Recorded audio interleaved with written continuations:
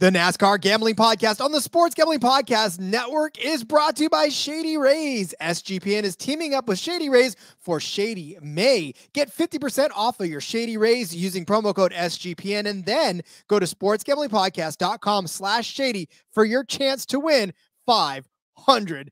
Driver, start your engine!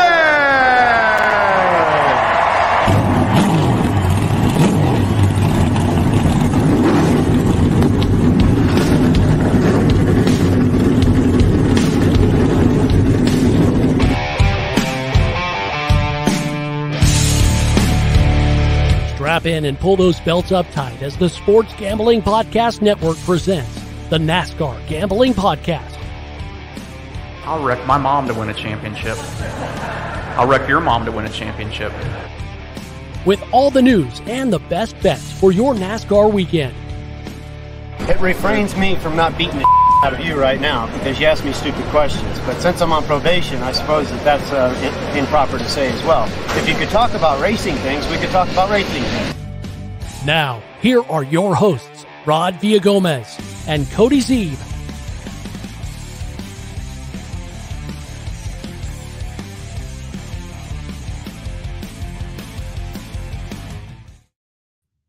Happy to be talking racing things with you on this fine Tuesday, Wednesday, whenever you listen to this. It is, of course, the NASCAR Gambling Podcast here on the Sports Gambling Podcast Network. He's Cody Zeeb. I'm Rod Villagomez. There is NASCAR on the television this weekend.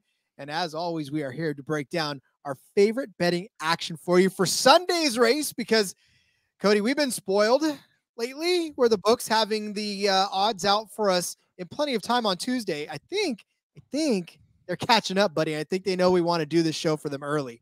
They are, yeah. A little concerned about would we have odds out on Tuesday after the Monday race? Not a problem at all.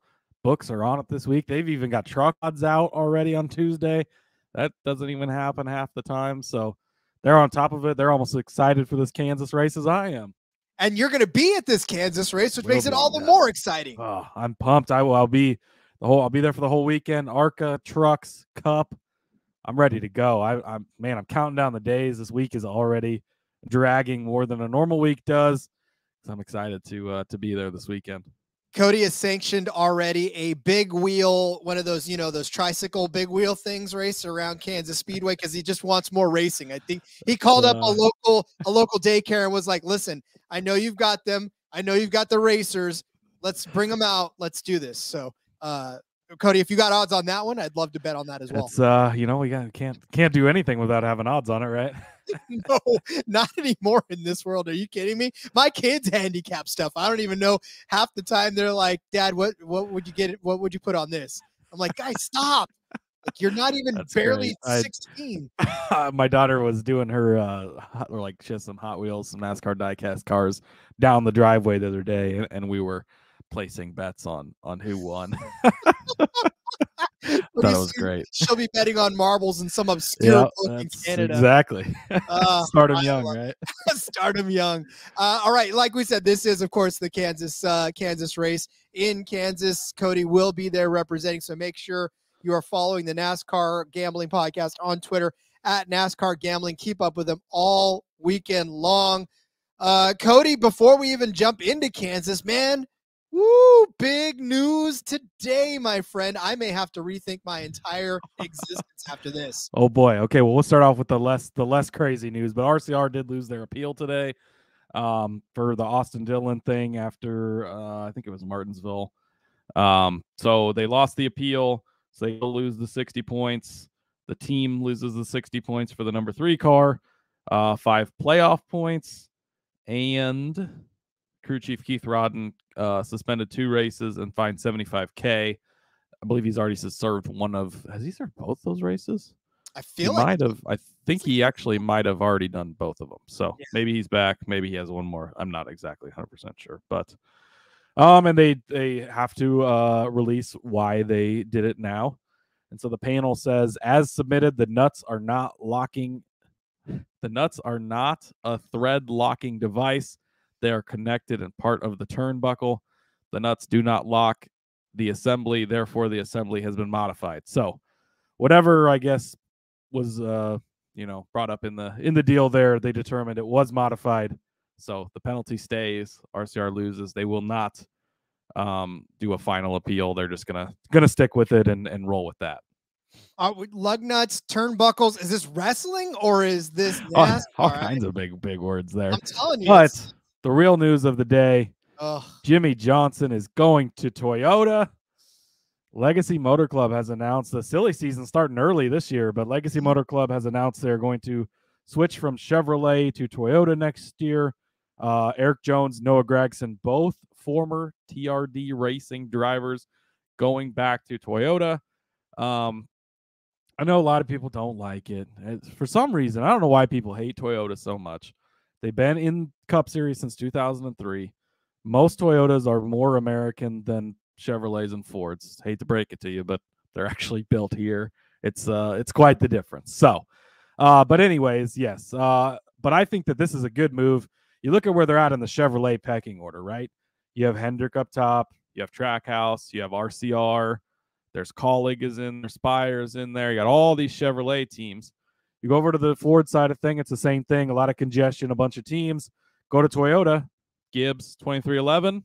Then Legacy can be the third team. They're not going to be the third team at Chevrolet ever. They wouldn't be if they switched to Ford. This gives them that opportunity. This team, since the glory days of Petty, obviously, this is the former Petty team now. It's not been great for them since then, but now there's an infusion of money with Maury Gallagher being the principal owner. You've got Jimmie Johnson with his big name supporting things. They've changed it to this fancy Legacy Motor Club. Get your pinky up in the air. And like they do have a vision for the future, right? And so from the sounds of it, from the way that Toyota talked about it, from the way Jimmie Johnson talked about it today, basically they're going to be on a level playing field with the other Toyotas. Now, Joe Gibbs, obviously, I think is going to be the top team no matter what, but they're going to get all the same information there, whereas maybe they don't get all the Hendrick information right now, and I think that having those alliances with a smaller manufacturer that still has had a lot of success. They just won last weekend, of course, but I think that this is a good move for Legacy and will help step them up. I know Jimmie Johnson was a Chevrolet driver forever. He just got done racing Honda in IndyCar, so it's not – and their other option is Chevrolet. So he took the non-Chevy option there. So I don't think, he's like just a Chevy. I think it just worked out that way. He was always a Chevy guy because that's how the rides worked. But, I think that overall it's a good positive move for Legacy. I do think from a betting aspect of things, we probably already should be fading them because they've looked pretty bad this season. But even more so now, like, we know how it works. Like Chevy's going to start shutting them out of conversations. Might not have been in super in-depth conversations anyways, but if they were in that meeting before, the door might be locked when they get to that meeting this time. They're going to get a little less. Chevy's still going to provide them with stuff. They'll get through the end of the year and stuff, but I wouldn't expect a ton out of the Legacy for the rest of the year. Well, I will tell you everything that I think about this after the break. We got to step away real quick. Tell you about Shady Rays. Shady Rays is teaming up with SGPN for Shady May. Not only do you get an amazing 50% off, but you also have a shot to win $500. As always, Shady Rays has you covered from the slopes to the sun with premium polarized sunglasses, customizable snow goggles, and so much more. Shady Rays have durable frames and extremely clear optics for all your outdoor adventures. And that's not all. Shady Rays offers the most insane protection in all of eyewear. Each and every pair of sunglasses that you get is backed by lost and broken replacements. If you lose or break a pair, even if it's 10 minutes after you buy it, 10 seconds after you buy it, 10 years after you buy it, doesn't matter. Shady Rays is going to send you a brand new pair with no questions asked. You can wear your Shady Rays with confidence because they've got your back long after your purchase. If you don't love them, exchange them for a new pair or return them for free within 30 days. No risk when you shop Shady Rays. The team always has your back. Right now, go to shadyrays.com. Use the code SGPN for 50% off of 2 or more pairs of polarized sunglasses. Then take your receipt to sportsgamblingpodcast.com/shady for your chance to win the $500 Shady May contest. So here's my take on this, right? Obviously, I agree with you in the fact that it is definitely a good move for the team. And my feelings toward Jimmy Johnson aside, obviously this team needs something to happen, right? They need to be, and it's kind of, you don't blame anybody from wanting to go to a large or smaller pond, rather, to be a bigger fish, right? That's really what this is ultimately being, is them being able to sort of reassert themselves into the conversation, even though they've been part of the conversation for years. Those car numbers are iconic numbers, both the 43 and the 42. So, the 84, not so much yet, but will it be weird to see Jimmy Johnson with Toyota? Yeah. I mean, obviously that's, as somebody who's watched Jimmy Johnson his entire career, it's going to be weird. It was weird seeing him in the 84 for a lap and a half in Coda, but not even a lap, as a matter of fact. But again, it's just a matter of, I don't know, like you, Cody, why everybody hates on Toyota. I understand, it's not Ford, it's not Chevy, it's not, the big American manufacturers that you're used to. But again, they've been in the sport for a while. They definitely have shown that they have speed. They've got champions in their belt. They got Denny Hamlin, right? They've got no, he hasn't won a championship, but they got Denny Hamlin. I'm not combining the two. I'm just saying they're not mutually exclusive. Yeah, true. They've got a solid core of drivers. They always have, and they always will, right? So, and you got Joe Gibbs as the owner. It's just a crazy thing to do now. It's like, I don't know what the purpose of making the announcement right now was, but I guess it's just getting everybody ready for the I think you probably just get out ahead of it. It's so hard to keep these things bottled up. Like, I can't believe the Josh Berry news has stayed bottled up already for almost a week. Like, it's only been a few days, and it's like, sounds like people know what's going to happen, but they've not actually leaked the story. And I think once you make the deal, you try to look ahead, and maybe that gives your fans hope, right? Like, Gregson has been shit this year. Eric Jones has not had, Talladega was a good run, did okay last weekend, but it's not been great. Maybe this is kind of, hey, we're going to make changes. We have this big vision for the future. Your employees, like, hey, things are going to get better, right? We just got to struggle through this year, and next year, don't go anywhere. We're going to be Toyota. It's going to be great. I don't know. And, do we know Jimmy Johnson's going to run races next year? We don't know that for sure. Maybe he never drives a Toyota. It's possible he doesn't. And we've seen the Petty team change before. They were Dodge for a while. I'm pretty sure they were with Pontiac. Going back, they were with Plymouth back in the day, and Richard drove different types of cars and stuff throughout the years. And so then they've been Chevy for a while. So it's not crazy to see that team change. I know it's not the Petty team anymore. But yeah, I don't know. I don't think it's that big of a deal. I think it's a big deal from the fact that it's good it's a good move for the team, and it's the right move both for Toyota, who needs more cars in the field, and they've wanted more cars in the field for a few years. They've talked about it, right? And I think it's good for Legacy because it takes them from 6th over here, 7th over here, or whatever, to 3rd over here, and that is a step up. Yes, you're still at the bottom rung, but it's still a step up from where you were on the other rung, right? It's the bottom of a shallower pool, of a more shallow pool. Yeah. The bottom of a shallower ladder. So you're up higher. Yeah. Well, as opposed to being at the bottom of an Olympic-sized pool, like a 9-foot pool, to a kiddie pool. That's where they're at. Not Pretty saying much. that Toyota's a kiddie pool, but you know what I'm saying? Like the depth of it all. I think it's a positive move. Today, I'm sorry. Positive move for everybody involved, really. Chevy's not really going to be missing out on anything, I don't think. Good move for Toyota to get bigger. Good move for Legacy to move up as far as where they are in the pecking order. So I think solid move all around. Speaking of that, and you talked about the Berry news, I saw a tweet just before we logged on from Derek Yoder talking about SHR and Kevin Harvick Motorsports reaching a deal with Josh Berry. No way. Seriously? Yeah, I literally. That's a done deal then. Maybe not reach. Maybe. Hold on. I have to. Yeah, let's look at the tweet because I had not seen this. Yeah. But if KHI has signed him, then it's a set deal. I would bet that right now. So listen, this is break. It says Adam Stern says Josh Berry is finalizing a long-term management deal with KH Management, Kevin Harvick's management agency. So yep. That's 100%. He's going to the 4-car, so that's a done deal. Go ahead and buy your 4 gear now if you're a Berry fan, because I mean, we already kind of knew that was the case, I think, but I think that solidifies that. Hey, I don't know if I trust this Adam Stern guy. He doesn't have a blue check mark by his name. I'm not sure. I think you trust him more if they don't have the blue check now. I think that's. Oh yeah, I can't remember what's going on. Yeah, knows? No, look at if Derek is retweeting somebody, it's for sure. Yeah. Well, Stern is he's a Sports Business Journal guy. He's broken some stuff before. He's one of the names you can trust. Absolutely. As long as he doesn't have all the extra S's like the fake Bob Pockers account.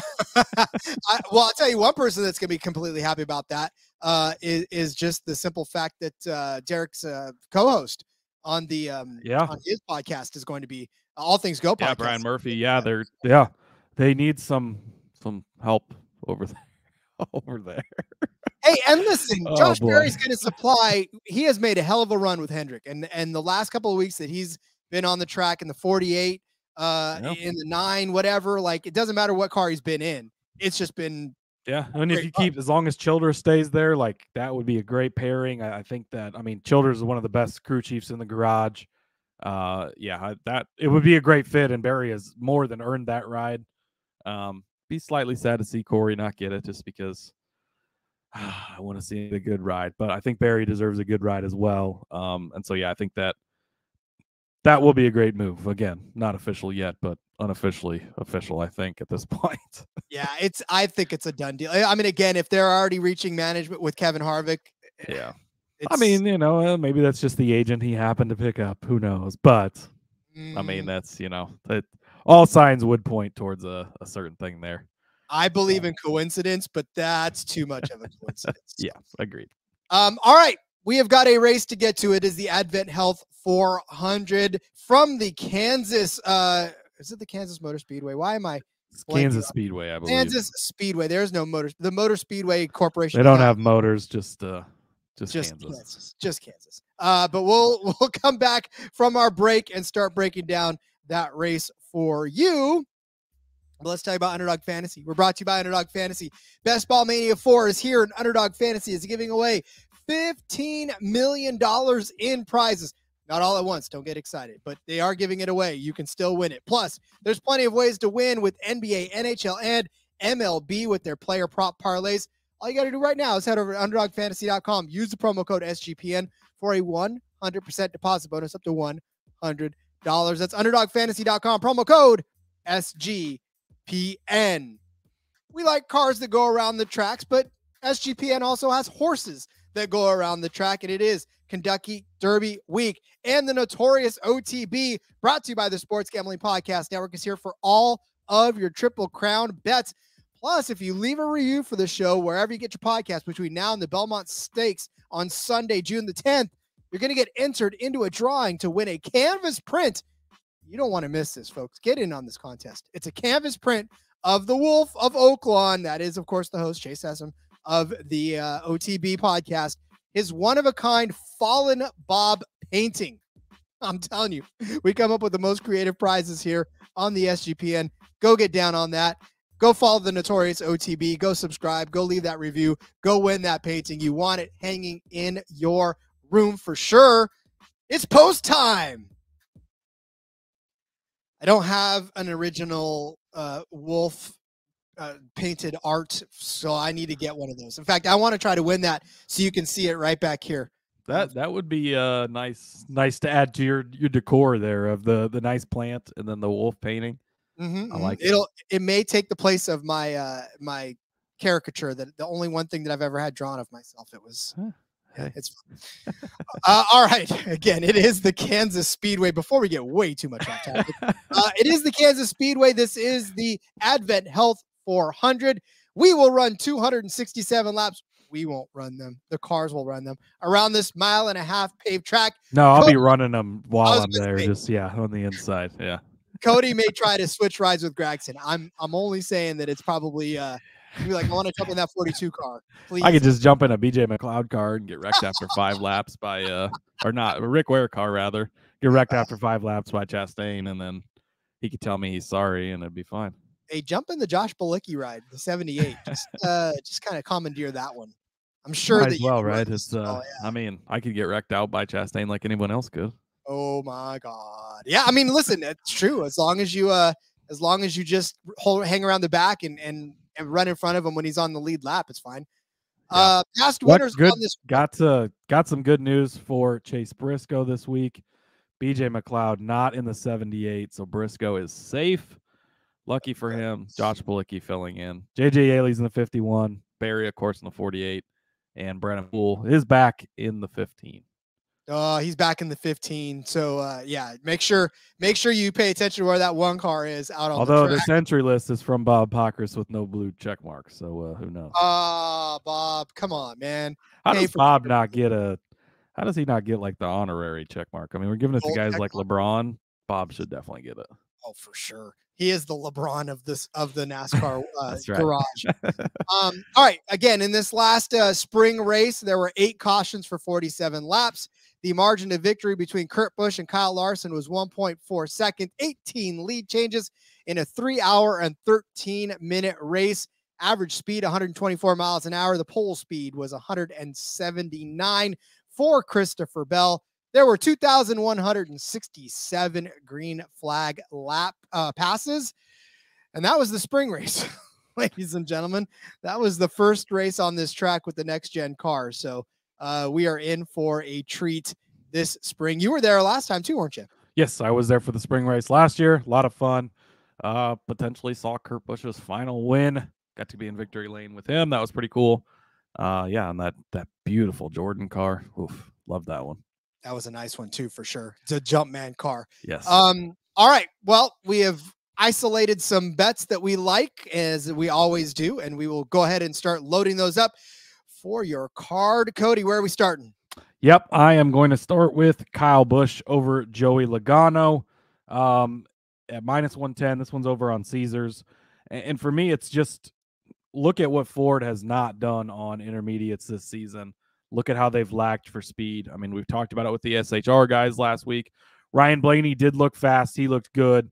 Keselowski and Buescher looked okay, right? They had good runs. Joey Logano last week at Dover, absolutely horrendous day for him. Dover, again, not an exact comparison to this. Still the intermediate package, the intermediate style, so I'm going to use a little bit from that. But you go back, Joey Logano ended up 10th at California. That was after that big wreck that took out a bunch of fast cars on the restart, and he still only managed to get 10th. 36th at Las Vegas, a horrible day for him there. 31st at Dover. So those are your 3 kind of examples here this season. He did finish second here at Kansas in the fall race last season, so I will note that. But 34th in the spring race, so kind of been a struggle for him. Go back to Kyle Busch, won the race at California, had a very fast car that day, a decent 14th place finish at Las Vegas, and he looked super fast last week, right? Got out early, led a bunch of laps.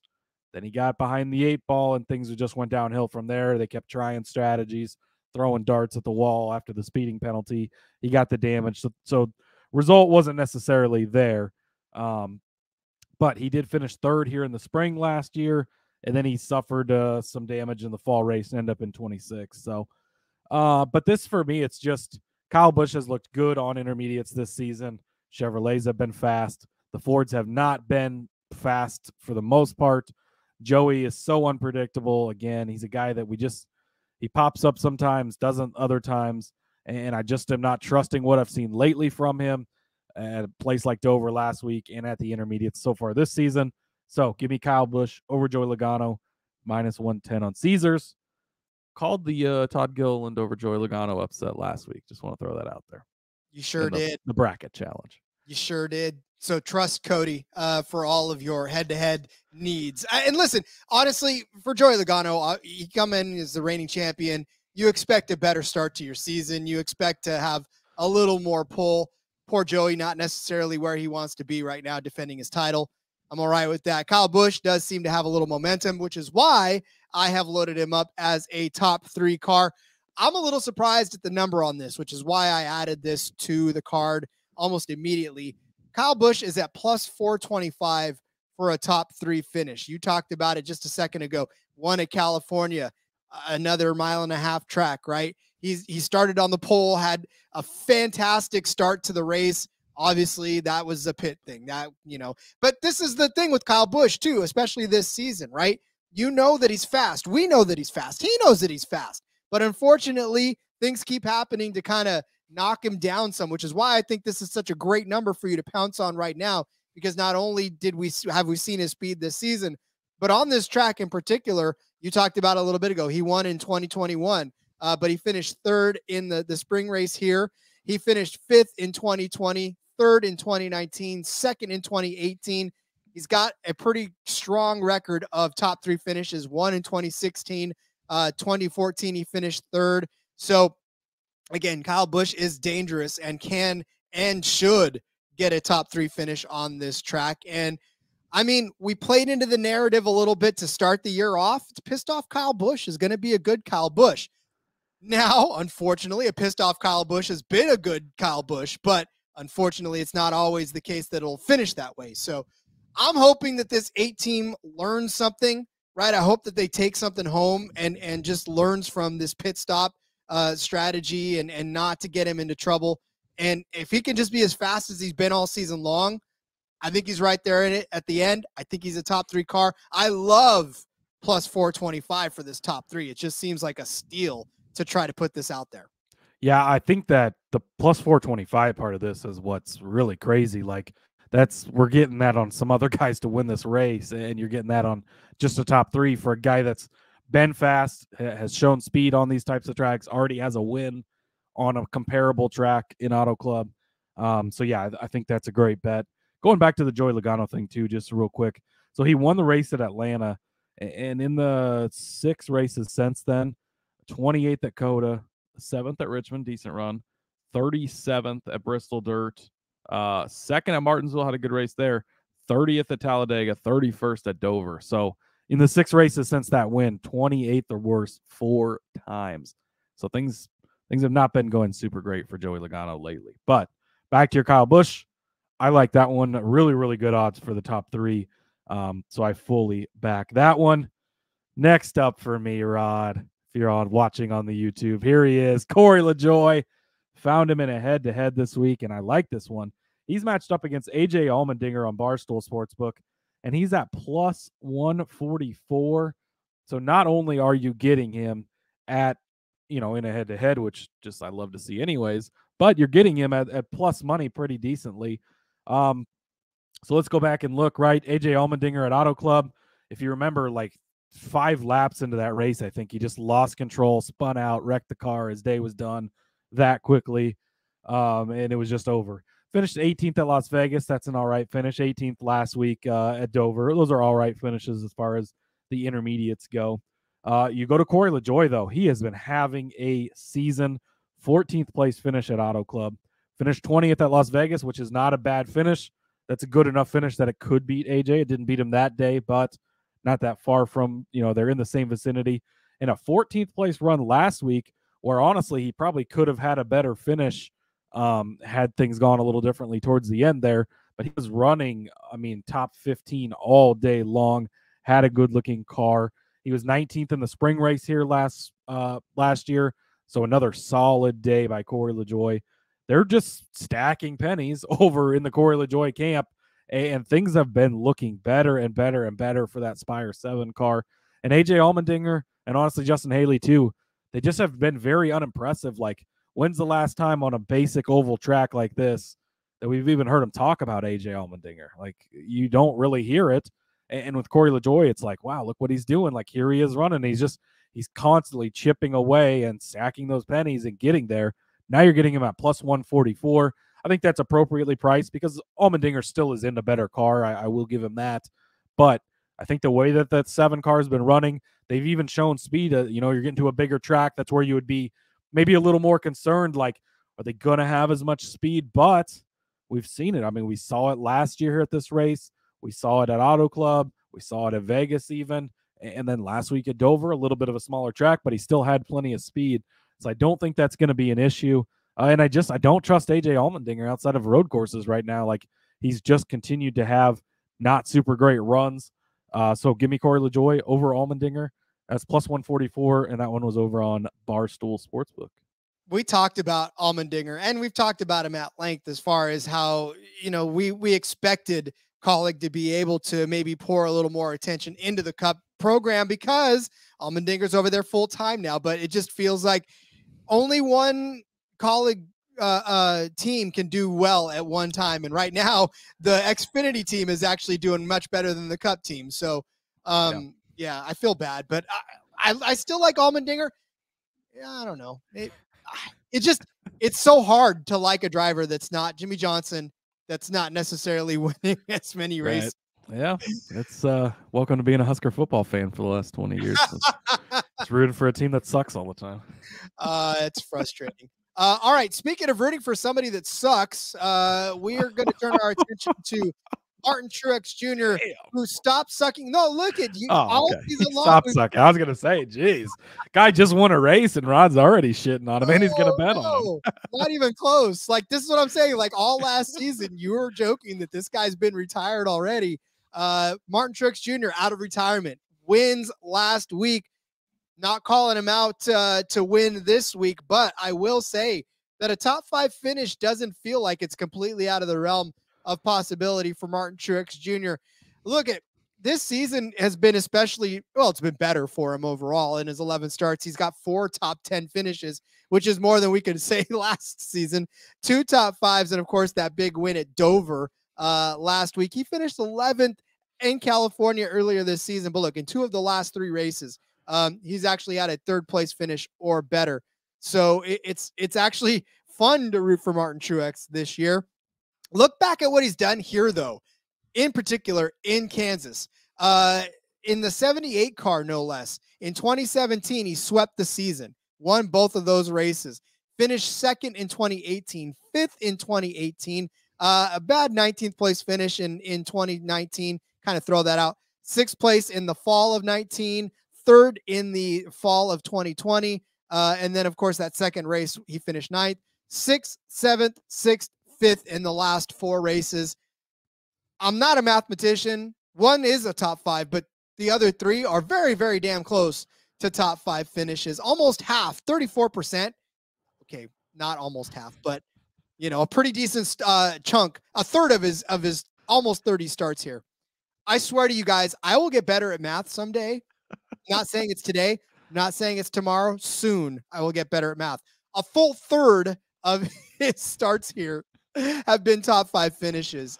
You want to talk about a guy with some momentum. Martin Truex Jr., I think, is starting to feel it. That 19 team is starting to feel it. And like I said, coming off of a win, if all we're asking him to do is finish in the top 5, which he's done last season and is almost done very much most of the other times around, I like this. It's not necessarily the best, but it's plus 110 to get this top 5. But of the top 5 odds, it's pretty good to have him at plus money when it's almost a sure lock that he'll get there. Yeah, you're getting the guy that won last week at plus money to just finish in the top 5. Toyotas were really good here last season. The 2311 cars dominated both of these races. They were super, super fast. They've obviously got something figured out. I would imagine some of that info trickles over to the Joe Gibbs Racing camp as well. So yeah, I fully back that one. I'm completely fine betting on Truex now. He's got that win monkey off his back.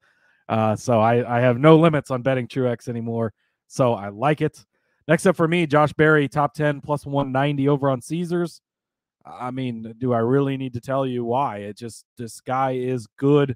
He gets solid finishes week in and week out. So he jumped in the 9 car on very short notice. I think it was Friday that Chase Elliott got hurt. They raced on Sunday. 29th place at Vegas. I'm just going to throw that completely out. You go to Phoenix, he finished 10th. Richmond, he finished 2nd. 10th last week at Dover. He is getting good results. Last week, he just outran Chase Elliott at the end of that race, head-to-head. I mean, just flat out beat him. He is a good driver. He's now riding this momentum of a new deal with KHI. Likely also a new deal with the number 4 car. He's got that in his mind. All right, he's settled. He's got his ride. He's earned it. He's going to go out there and just keep chipping away. This team's not afraid to gamble, too. I mean, that 2nd place finish at Richmond, that was a gamble. They are fine gambling here. That can get him, increases his odds to get up into the top 10, even if he's not a top 10 car. Bowman's been very good here before, has a win at Kansas, I believe. And the Hendrick cars, obviously, they're good everywhere, but they've been very good here at Kansas as well. So Josh Berry, top 10, plus 190 over on Caesars. Honestly, I was a little bit surprised it was still at plus 190. I thought maybe they would chop it down after how well he's been running, filling in these cars, but still giving it to us. So just going to keep going back to that well. I talked about how bad the top 5 odds I felt were. Those top 10 odds were even more. Those were like you're just straight up juicing. So yeah, to find him at plus 190, that's a steal. I like that a lot. Yep. That 48 car, man, it keeps finding its way. 9 the 48, doesn't matter what he's driving. Yeah, whatever Barry's in, it's yeah. 10. And I mean, we know they're good cars. Like that's the thing, and he's a good driver. He's proved it. So I think you just keep. I mean, to get a Hendrick car to finish in the top 10 at almost 2-1, that's insane. And then Barry is not a bad driver by any means, clearly, because he's getting a 4-car ride next year. So I think that's this is a good one. Speaking of the 9 car, riddle me this, Cody. You get a guy that the last 3 finishes that he's gotten the car 11th, 12th, and 10th, and yet you feel like it's a disappointing season, right? I mean, it is disappointing, Rod, especially because I bet on him in 2 of those races. Jeez. Well, that's what I'm saying. So for Chase Elliott, any other driver probably out there who is a BJ McLeod or a JJ Yaley would love to see 3 weeks in a row where you're either top 10 or right around the top 10, right? But for Chase Elliott, it just feels like an absolutely utter disappointing season. So because of that, I'm going to take Ross Chastain over Chase Elliott. And I hear the collective gasps from the NASCAR betting community. And I get it, because I did the same thing. I wanted to take the Elliott side of this, but I'm telling you right now, there is just it's not there yet. Whatever he needs to get over back into the top 5, to get back into the top 3, it's not there yet. But for Ross Chastain, we've seen the fight. Now, I'm going to read off his and contradict myself. I'm going to read off his last several finishes, and you're going to say, Rod, quit contradicting yourself. Well, in the Bristol Dirt, he finished 28th. Martinsville, 13th. Talladega, 23rd. Dover, he did finish 2nd. But for Ross Chastain, he's got a 3rd place at Fontana. Granted, Chase got a 2nd place there. A 4th at Austin, 3rd at Richmond. So he's had the speed enough to be up there. And for Ross Chastain, I said this, we talked about this last season when he was creating all this havoc, right? And we thought, well, maybe all these cars will be after him and he'll drive a little more cautiously. He didn't. I mean, for a little while he toned it down, like maybe 1 or 2 races, but by and large he picked it back up again. He's sorry, Rod. Well, gosh, I'm so sorry. I hate that you lost that bet because I said so. He's gonna swing by the shop and make it right. Yeah, okay. But listen, he's not. Now this is the 2nd season in a row in which he's been the mischief maker. I'm gonna call him Loki. He's the mischief maker on that track. And he doesn't care now. I think the gosh, I'm sorry thing is fine and well, but he's gonna go back out on this track on Sunday. It's not fine and well. Don't say you're sorry. If you're not sorry, just keep doing it.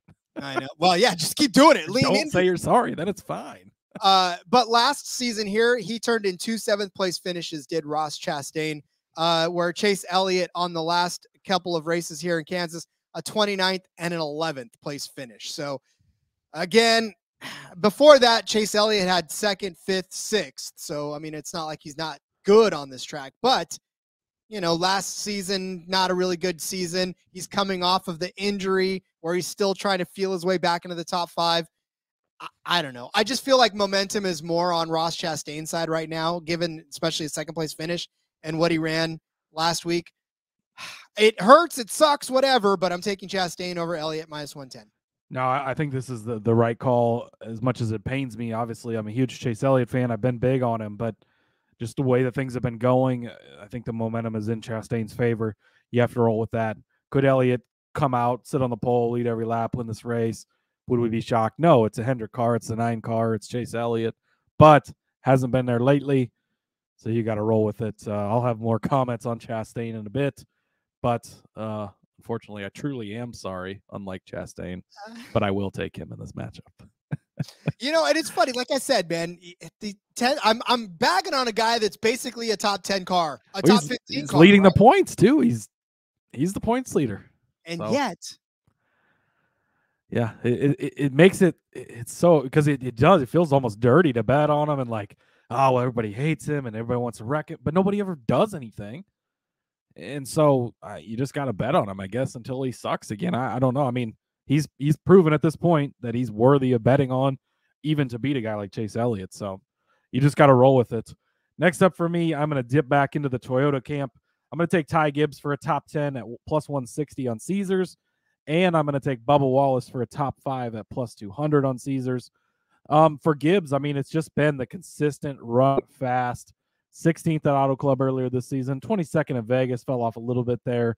But then he had that run of 4 top 10 finishes in a row, leading half the race at Talladega, up in the front pack, runs out of gas with his chance to win that 60-1 ticket we were holding. And then last week was running up in the top 10 all day. I mean, good drivers were going multiple laps down, and Gibbs was up there. Ended up having to save fuel at the end because for whatever reason, they're having problems getting fuel in the car.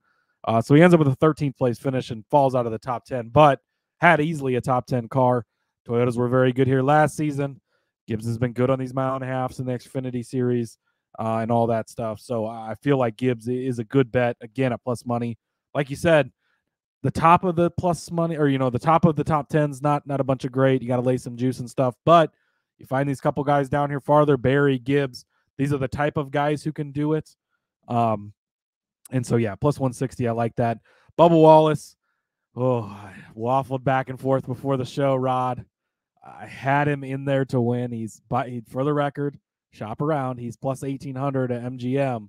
I'm just going to toss that out there. He had the best car in both races last season. We hit him. Gosh, what did we get him? I think it was 18-1, 20-1 in the fall when we hit him there. That was a big hit for us. That was great. And he was the best car in the spring as well when his teammate Kurt Busch won. So I think that he can get in the top 5, plus 200. I'm going to take that. I was very sad to have left him off of the winner side of things. But sometimes you just got to go with what even feels gross to do, which we'll get to in a few minutes.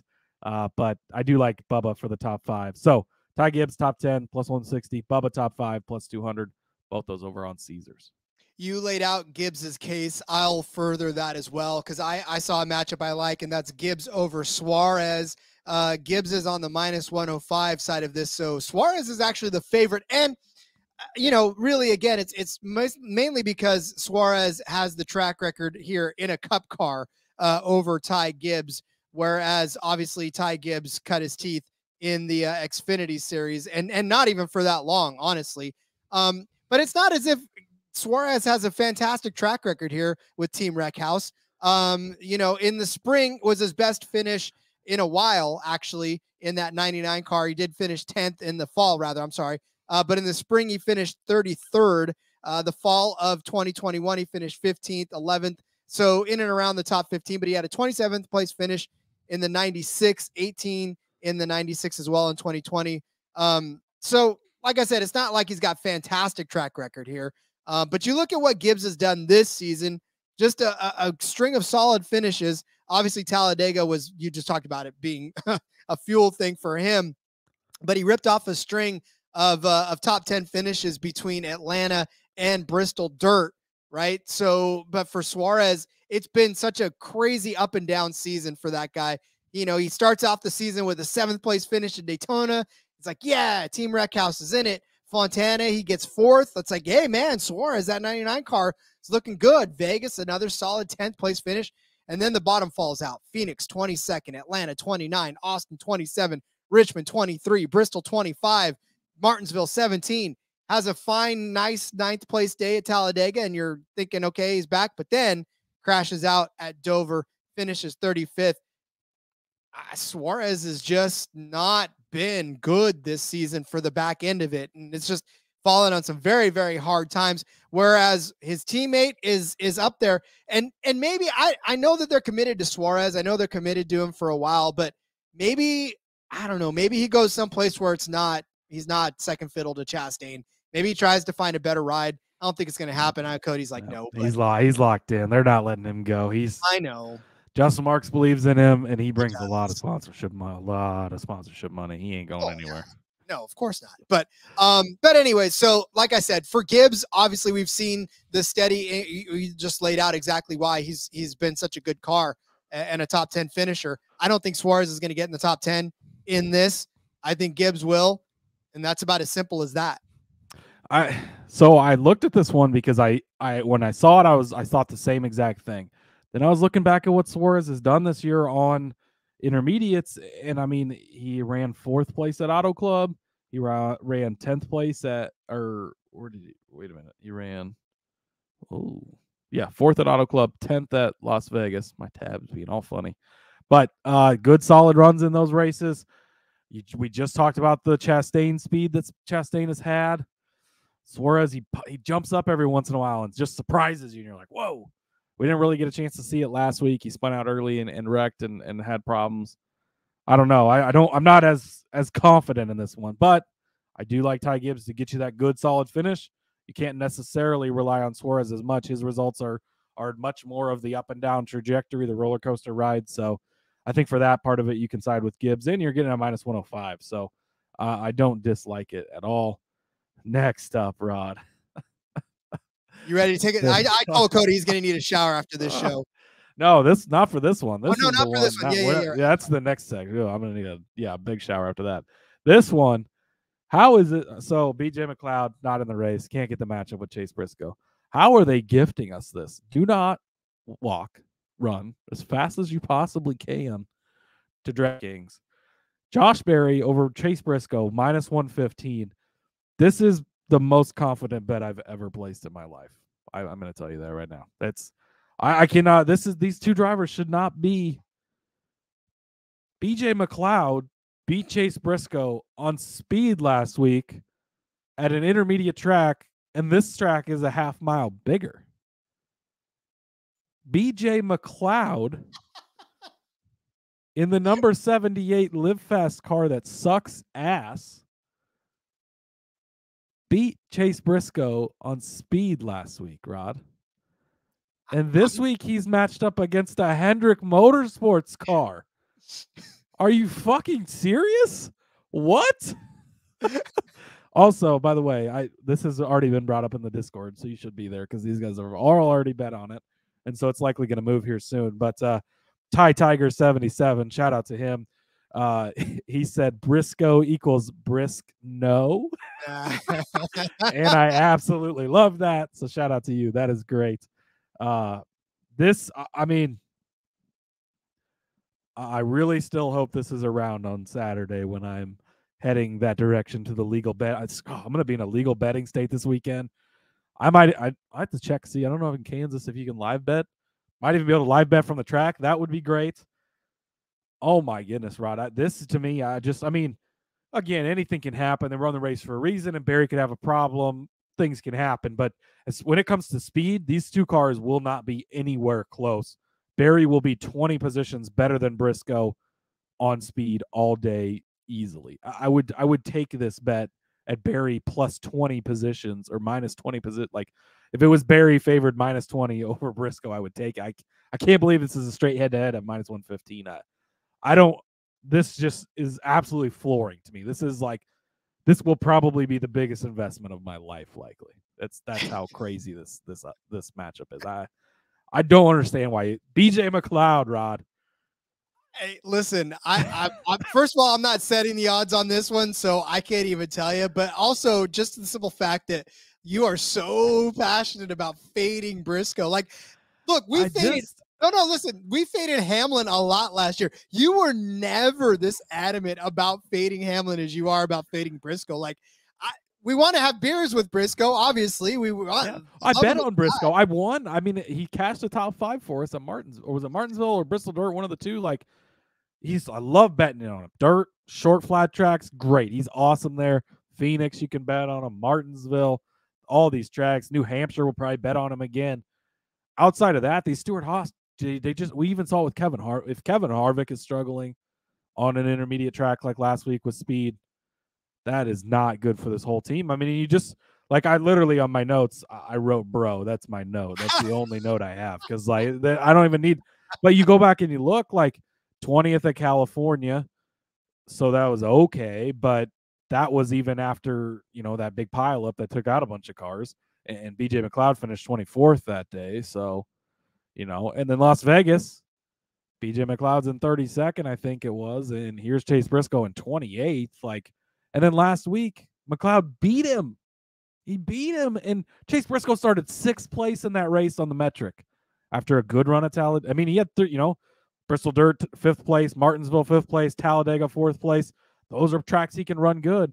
But then you go back to an intermediate at Dover, and it just they put an anchor on his car, fell from 6th to 30th, never looked back, and chased BJ McLeod around all day. This matchup is, I cannot believe that this is even available. This is insane. This is, again, anything can happen. I just want to throw it out there. Be responsible. But holy shit. Anything can happen, but Cody will be trying to find a ride home from Kansas if this doesn't. It'll be a for sale sign in my yard if it doesn't cash. Jesus. All right. Well, listen, I'm going to throw out one that I'm not necessarily going to throw the entire house at, but Eric Almirola as the winner of Group F. Who else is in Group F, you ask? Well, there is Eric Jones, who we have talked about before. Just not necessarily having the finest of. In fact, I'm a little bit sad that we missed out on an Eric Jones top 10 last week, but we also laid out the fact that now Legacy is making that shift. There will be a lot of attention on that team this season, or the rest of the season, obviously, but this week in particular. But he is actually alongside of Eric Almirola at plus 220, as is Austin Dillon.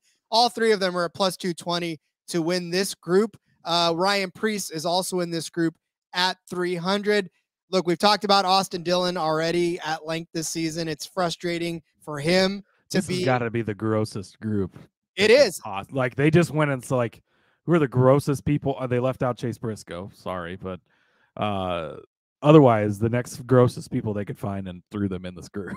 Well, listen, out of all of them, Eric Jones actually has the better average finish this season at 20.5, but we've also laid out, we've also laid out the fact that it's just not necessarily been their season, and they're probably not going to get much better. Eric Almirola is come at 23.7, Ryan Preece at 24.7, and Austin Dillon at 22.1. The reason I'm picking Almirola in this is because, again, Austin Dillon has not necessarily been feeling it lately either. In fact, over his last 3 races, he's had a 12th place finish at Martinsville. Great, right? Cool for that 3 team. But then a 38th place finish in Talladega, 27th place finish at Dover. Vegas, he finished 27th. Had a good run at Fontana, right, where he finished 9th, but really not much to speak of past that. Eric Jones, two decent finishes, a 6th place and a 16th, but he finished 19th at Fontana, 19th at Vegas. Eric Almirola, not a good season either so far, but a 6th place finish at Martinsville really highlights his season. And then Ryan Preece. I mean, we talked about how kind of Stuart Haas has been up and down. 34th at Talladega, 17th at Dover, 15th at Martinsville. Hasn't been much to write home about. 33rd in California, 23rd rather in Vegas. I guess I just trust Almirola better out of all of these guys. I mean, I wanted to go back to the Eric Jones well, but again, this is an intermediate. This is a mile and a half. I don't think he's got it for this field this week. I don't trust anybody in this group. I do have one nice thing to say about Eric Almirola. A lot of the throwback cars are getting released for Darlington next week. The Mother's Day throwback deal and all that. And he's throwing back to the Dale Jr. the summer of 2020 or 2001 rather, when he won Daytona in the MLB car, the white car, one of the most beautiful paint schemes out there. He's throwing back to that. So there's my nice thing to say about Eric Almirola. This group just makes me want to throw up almost as much as some of my bets to win this race do. And yeah, that's about all I got on that. Look, we tell you week in and week out that we're trying to give you a full field betting card, right? Hey, this is the battle for 27th. We'll probably win this race. So you're paying attention to the ticker. Really, that's all there is to it. Like, I want you paying attention to every piece of that. I want you mad when they cut it off at the top 10 and then they only go to 20 and they don't move it for like 10 minutes. Oh, that pisses me off when they do that. And then I got to go to the app and see where people are at. Show me the whole leaderboard. Come on. When they stop it at 20 and you're like, Okay. And I will say it is better Okay. because I was watching that old Talladega race a couple weeks ago, and they had it scrolling on top. You know, or it was either scrolling or it would be like 3 at a time. But then if you miss like who's in fifth, then you got to wait until it gets all the way back around to fifth. So this system is better, but don't cut it off at 20. We need to see the whole field for our bets. Yeah, we do. All right. So it's time to pick some winners, but of course we've got to step away very quickly, and we'll get to those, and you'll understand why Cody is going to need to get hosed out. I'm going to go get a bar of soap to get through this section. Maybe what we do is we stay on camera and we just have like a big hose come and just, hose you down after this, and might be needed. Or we just start a Patreon, and that's what we end up doing for Patreon was, there you go. Free Cody hose downs, whatever. Free Cody hose down. We'll be back. Whatever. For those of you watching on YouTube and you don't get a chance to see a Free Cody show or hose down, I don't even know what I just said, but for those of you who are watching on YouTube and have watched on YouTube, thank you so much for doing that. As we always say week after week, the bosses love to see it. They love to see the growth. They love to see the comments. They love to see you subscribing. And of course, they love to see you clicking that bell so you know when we go live. We've had so many fun live shows with you guys out there. It's been a blast to talk to you guys, especially after rough weeks like last week where we're complaining about a lot of the bets. But like I said, continue to do all that stuff for us because we absolutely love to be on a visual medium, being able to bring this show to you in another dimension and just enjoying all of our NASCAR gambling experiences. We've powered through season 2 and kind of grown into what we are now. We'll continue to grow with your help.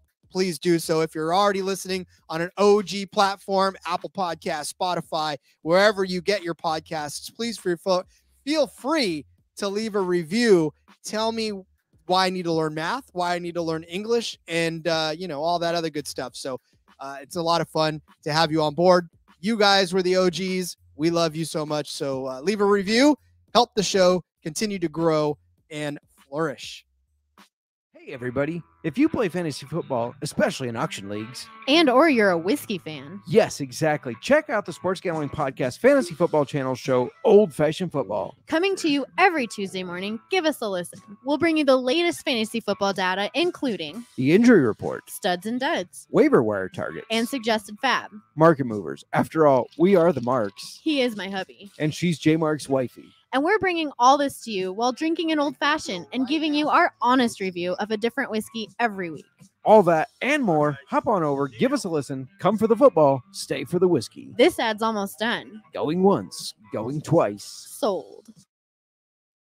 Yes, sir. Well, we are now at the point of the show where we will tell you who we think is going to win. Cody will try to not vomit in his mouth as he tells you all of these guys that are going to win. But listen, the thing about it is when you look at these the winner odds, okay? And I just want to paint a picture real quick because this is what we're looking at, okay? It's a rough week. It's a rough week, right? Kyle Larson's at plus 450. Denny Hamlin's at plus 500. William Byron is at plus 600. Tyler Reddick is at plus 700. Christopher Bell plus 800. Truex plus 800, the winner of last week. Elliott at 10-1. Blaney at 14-1. The problem is this, right? Kyle Larson, you just can't necessarily trust that he's going to get it done. And to be the favorite again this week, it's a little rough to handle. Hamlin is a good case to make, but at 5-1. Yeah, but does he have the same pit crew? I mean, that's the thing is like, so you look through these odds, and again, if Kyle Larson dominates this race and wins, is anybody surprised? No. But you go back to last week, right? Had a fast car, has troubles. He's had other races where he's had troubles. Wasn't able to beat William Byron on those couple of races early on in the season on intermediates. You go to Denny Hamlin. Yeah, he's 5-1. He's been fast. He's looked good.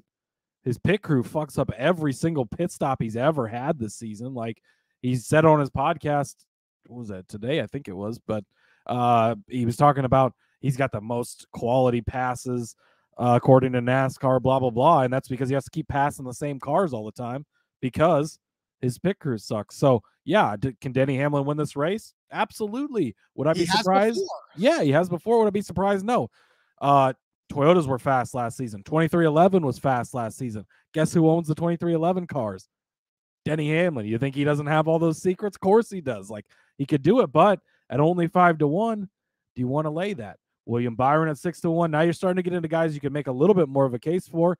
He's got multiple wins this season. He's looked fast last week. Like, it gets a little easier as you go down, but like these top two guys, plus 450, plus 500, it's tough to want to take those guys. It can't blame you if you do, because they are so good. They're top cars, right?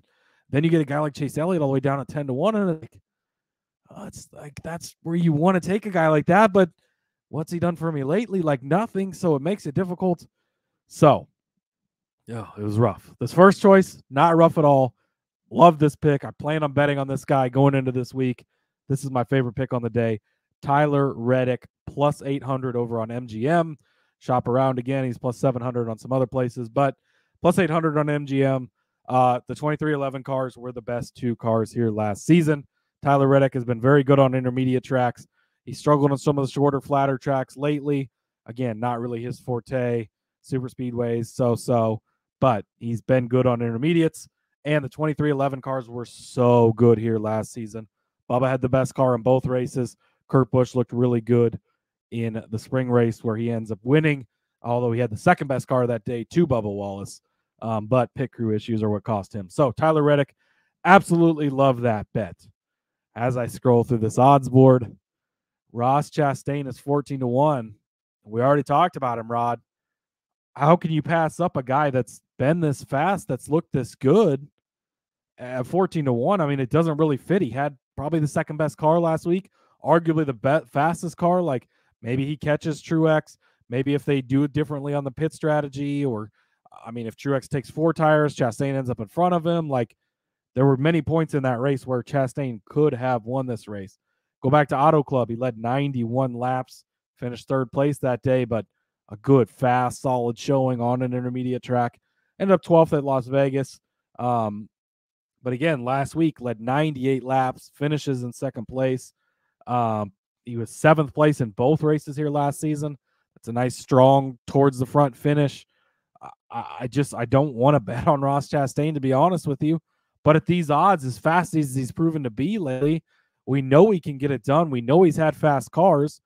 Yeah, maybe somebody decides to take him out, but they haven't yet. It's been 2 seasons almost. Like, we haven't really seen it. Denny kind of did at the end of the race when both of them were out of it earlier on the season, but does that even really count? Who knows? But so I think at 14-1 over on Barstool, you just can't pass this up. So give me Ross Chastain at 14-1 on Barstool.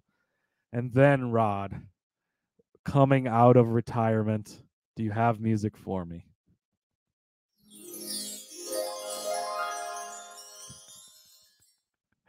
Welcome back to Ryan Blaney's Corner. This was a struggle. I originally had Bubba Wallace in this spot, but I've got the feeling I'm going with the gut, going with the heart. Right? Martin Truex Jr. did it last week. Finally ended it. Ryan Blaney has been fast lately. Second place. Every week he's the bridesmaid. No more, Rod. Ryan Blaney ends his winless streak in Kansas. That number 12 car is going to victory lane. Me and Ryan Blaney are going out for beers on Sunday night. 16-1 over on Barstool Sports. Give me Ryan Blaney to win this race. Been a while since I bet on him. I don't care. He's coming out of retirement this week, and we're going to hit this one. It feels gross to do, honestly, but I believe that it's there. The speed has been there. Again, the overall forward speed not necessarily has been there. That's the one part of this that scares me a bit, but he proved it last week. He was very fast. I mean, he was in the mix to win that race. He's done it a lot lately.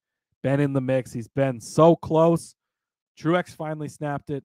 What if we go back-to-back weeks snapping these long winless streaks? I think it could happen. Give me Ryan Blaney, 16-1.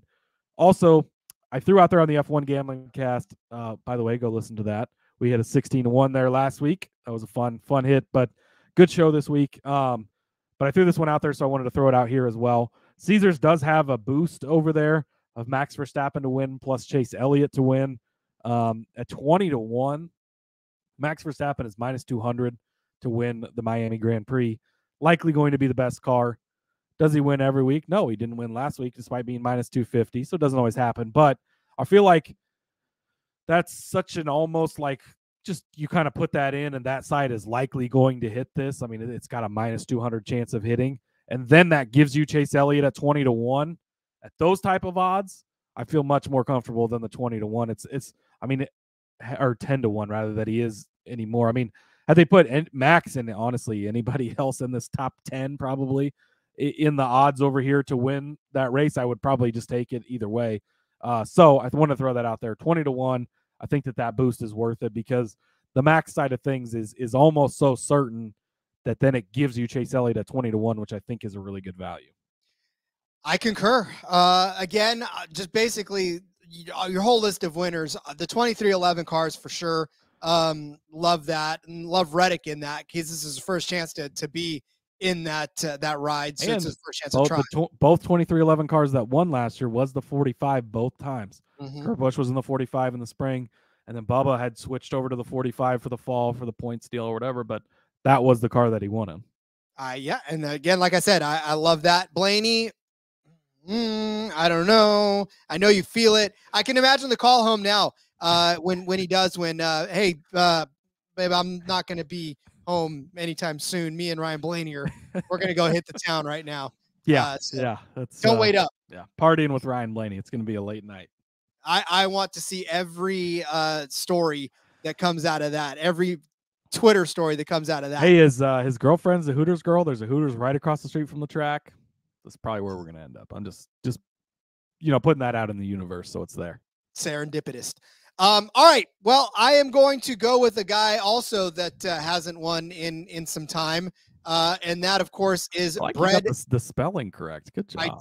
I did. Brad Keselowski. I'm taking a swing at this one. You want to talk about guys that are going to punch through this season. And Cody, it's funny because that same logic that you made for Blaney as far as it's been a while and somebody's got to punch through. Snap the winless streak. We're all in on the snap the winless streak party.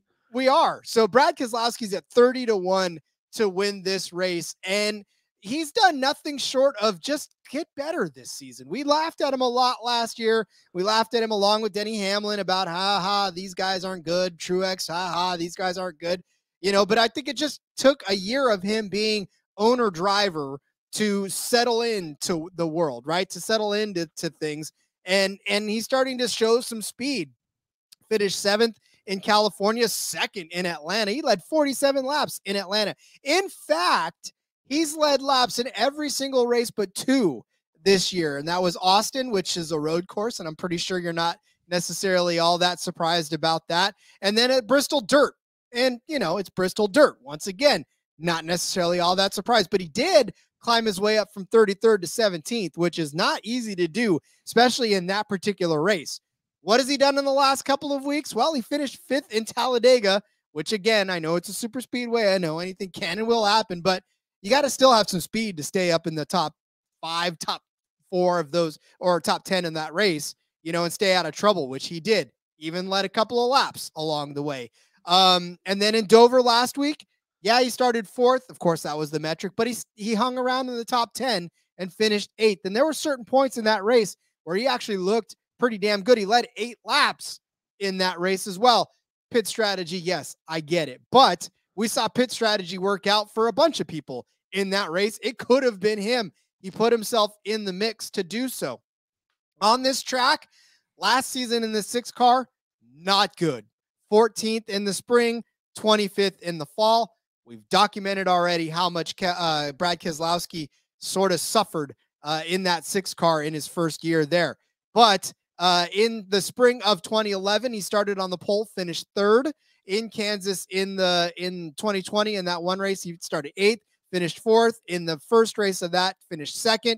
19th place in 2019 in the fall, but he won here in 2019 in the spring.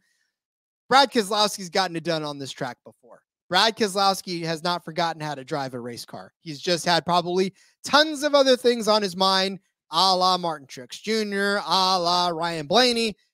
At 30-1, we talked about how at the top of the charts on this one, it's a little tough to swallow.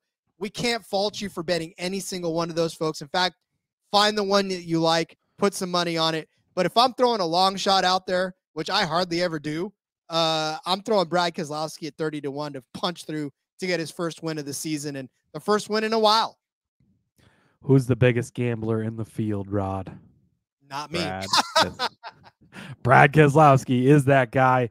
And so that's another angle to that, if it comes down to strategy call at the end, comes down to rolling the dice, nobody does it better than Brad does. 72 race winless streak for Brad, 56 for Ryan. One of these winless streaks gets snapped this weekend, and I will be there to witness in person. I can't wait. I'm excited for this. That's going to be fun. I know you're going to be like really cheering for Blaney. You're going to have your Blaney sign. But flip that over with Brad. Just give a little King Well, Hawaiian. I'm gonna have to two signs because Chase Elliott, Corey LaJoie on one because that's my heart, and then Ryan Blaney and Brad Keselowski can be on the other one. Whichever one I don't need at the end, I can use for that late caution cardboard on the track. See, is your Corey picture signed? It is signed on the back. Yes, he did sign it. You need to have. But I could get the front signed. I might. This may end up in the truck with me this week. Might take it down to Kansas City just in case. It's worth a shot, right? I'm just saying. All right, get your pen and papers out. We're going to go over all of our bets for the Advent Health 400 from the Kansas Speedway. Cody started you out with Kyle Busch over Joey Logano at -110. I followed up with Kyle Busch as a top 3 car at +425. Cody said that Corey LaJoie, which we just saw, is going to finish better than AJ Allmendinger at +144. I said Martin Truex is going to continue his hot streak and finish in the top 5 at +110. Cody said Josh Berry was going to be a top 10 car again at +190. I said Ross Chastain was going to wreck the field and include Elliott in that, but still finish the race, which makes him better than Elliott at -110. Cody said that Ty Gibbs. He's sorry though, don't worry. Yeah, he'll be sorry. He'll be sorry for sure. Cody said Ty Gibbs was going to finish in the top 10 at +160. Bubba Wallace was going to have a top 5 finish at +200. Where I said Ty Gibbs was going to finish better than Daniel Suarez at -105. Cody followed up on his Berry love with giving Josh Berry over Chase Briscoe at -115 and highly encourages you to do the same. I will tell you that Eric Almirola is the winner of probably the single most grodiest group out there, Group F, consisting of Eric Jones, Austin Dillon, and Ryan Preece at +220. Cody gave you Tyler Reddick at 8-1, Ross Chastain at 14-1, and Blaney at 18-1. Oh, I'm sorry, Blaney at 16-1 to win this race. Also tossed in a little Caesars boost, which we both kind of like. Max Verstappen to win the F1 race and Chase Elliott to win this race at 20-1. And I said at 30-1, Brad Keselowski is going to punch through and break. That's got to be the longest losing or the longest winless streak in the sport right now. 72 races. Well, I mean, you've got some guys like, I would guess there's probably more. I can look it up quickly, but you've got guys that don't win very often. Like I know Buescher's was like 222 races when he finally won again. You've got some guys like that. Okay. Maybe BJ McLeod's winless streak is. Well, he's never won, so I don't think that counts. That's what I'm saying. Maybe that's the one. I don't think that they count until you've won one. So there is that. But we'll have to find an updated. All these lists are super outdated. I know. We need to get. Here's the longest ones in history. That's kind of cool. Yeah, but we need a statistician. But, listen, if you guys are out there and you're a statistician or you want to pull stats for us, we would highly encourage you to hit us up and we'll, try to figure something out. Maybe we'll just keep you flush in Corey LaJoie signed paraphernalia. So we'll see. All right, Cody, let's get this all put back in its place and get you. Bill Elliott, by the way, longest ever winless streak between wins, 226 races. Oh my God. From 94 to 01. Did he win in 01 to break it, or did he just retire? No, this is the longest drought that got it. Between wins. Between wins, yeah. Oof. So he won Darlington in 94, then he didn't win till Miami in 01. Oh my Chris God. Buescher, who I just mentioned, was 222 races. That was Pocono in 16 to Bristol in 22. Truex Jr. actually had a 218 race winless streak. That was much worse than this one from 07 to 2013. By the way, one of the top 75 drivers in NASCAR history. It's okay. So wow, this is all-time list. Ricky Stenhouse Jr. also won this season, 199 races between his Daytona win in 2017 and this Daytona win. Some streaks been getting snapped here lately, so I like that. I like that trend to continue. I would love that trend to continue at a 30-1 clip. I'd be a happy camper. So, I like it. yeah. All right, Okay, Cody. Well, quick update on the Denny Hamlin Madness bracket thing.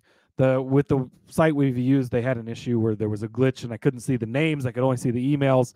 They're getting that fixed. Should be out in the next day or so. Then I'll have an actual updated leaderboard for you. Follow us on Twitter at NASCAR Gambling. We'll have that over there as soon as possible. Sorry for the delay, but we still have 4 more weeks anyways. So you'll live. But follow me on Twitter at Husker_Zeeb. Share all my work over there. Got an NFL article out right now on sportsgamblingpodcast.com. Updated divisional odds and best bets for those. So definitely give that a look. And then check out the F1 Gambling Podcast as well. They're in the United States this week for the Miami Grand Prix. So it's going to be a fun one. yeah, if you want to check out a F1 race, this is it, man, because it's on our time zone. You can actually watch this without having to wake up. Yeah, it'll be on same time as the Kansas race, really. So you're going to have to dual screens, but that's always fun. Listen, if you're a true DGen, you know you have 15 screens in your garage that you're good to go. So you have no excuse for that. All right, follow me on Twitter at RJ Villagomez. Link in the bio, everything I got going on, whether it's here, whether it's in between media, my off week this week, but of course, join Seth and Elliot as they break down this Kansas race. And we'll be back again tomorrow with the trucks for you to break down. There's no Xfinity, so it's just us and the trucks. It doesn't matter. Cody will be there for every single race and make one up himself. So we'll see you again tomorrow. And until then, let's go racing and let it ride.